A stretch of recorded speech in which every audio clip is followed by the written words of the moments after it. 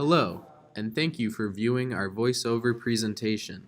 Today, we are discussing the difference in online censorship between the Chinese and Japanese governments.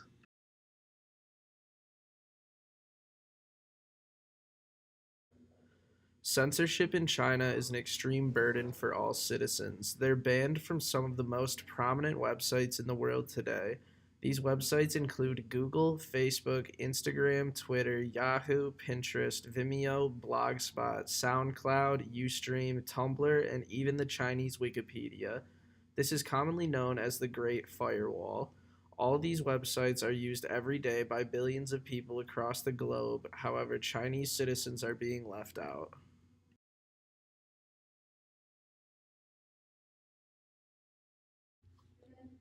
Why is the Chinese government doing this?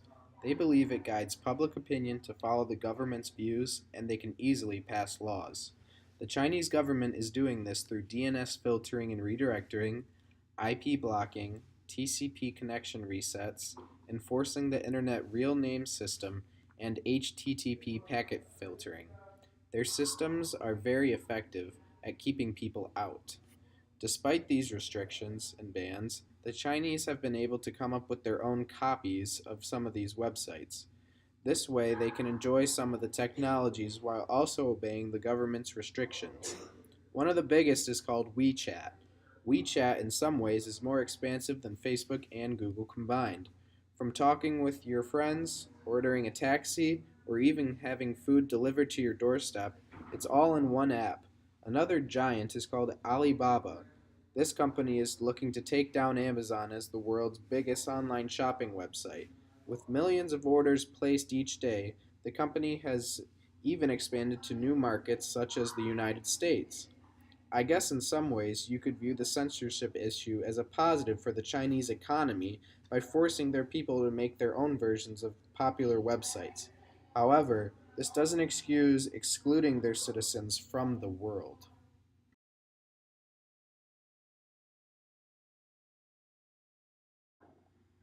When it comes to Japan, the laws are quite different. The Japanese laws provide for freedom of speech and expression, which extends to the internet. There are no government restrictions on the access to the internet or reports that the government monitors email or internet activity. This is very admirable because the Japanese government can easily follow their neighbors to the west, but they understand how important it is to their citizens to continue to give them freedom when it comes to the internet. They do have a few laws in place for people's safety, laws such as banning child pornography and Chinese and Korean hate speech.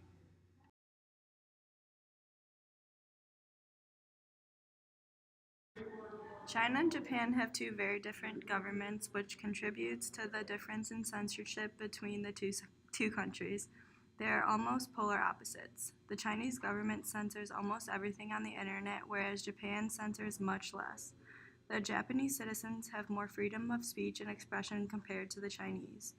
Chinese government's reasons for censoring include the want for harmony and to keep China a traditional country and block out external factors that might change that.